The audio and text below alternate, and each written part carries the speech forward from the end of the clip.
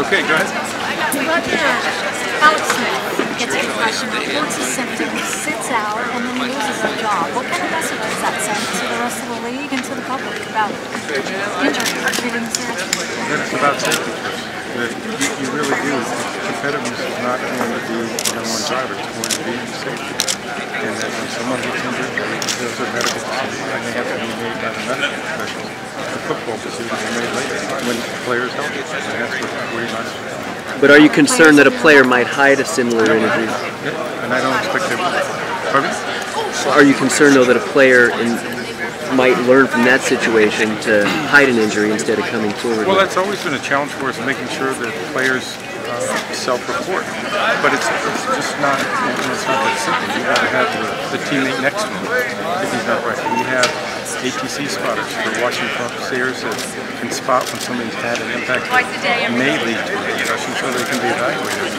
You want to make sure they're all evaluated properly and that the right decisions are made from a medical standpoint. You mentioned something in terms of kickoffs, replacing them possibly with a 4th and 15 from the 30-yard line. Is that something, as you said, Time Magazine, is that something that the league is?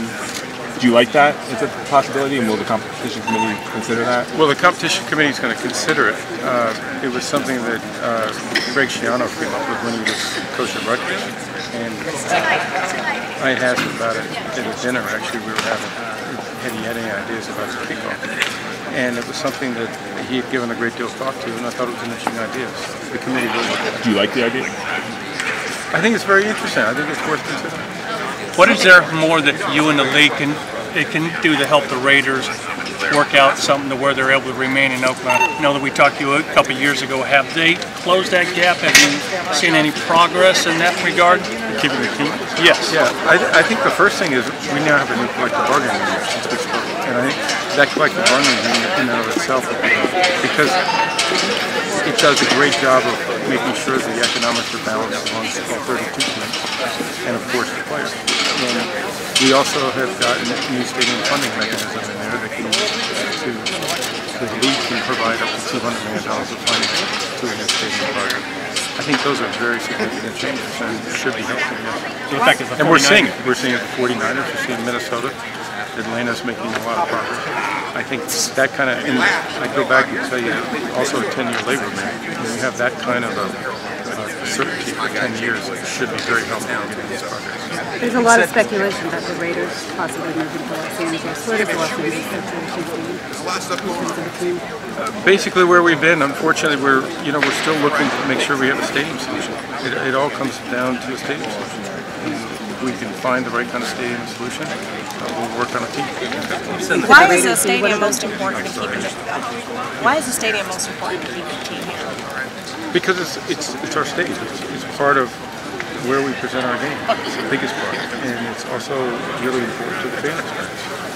Having full stadiums is critical for us. We want to have our fans in the stadium. We want to make sure they have the best facility. We want to make sure that the teams can generate enough revenue to be successful and competitive. When do you expect a ruling from Commissioner Kaepernick on County? Do you have any expectations on when? That's up to him. Sure. Well, that's where the programs are really executed. We have player development directors on each team. They implement the programs that we do across all 32 teams. And we have to continue to look for new programs. And I think this program that we announced this summer on mental health will be a big help in that. Again, it's about getting access for our players, for their families, to identify issues early and make sure that they're properly treated. And that can be a very positive change for people. You've said in the past that you like the idea of team sharing stadiums like that, like when the 49ers get their stadium built, perhaps there'd be the possibility of the Raiders sharing a stadium with them, or a stadium in Los Angeles having two teams in that stadium.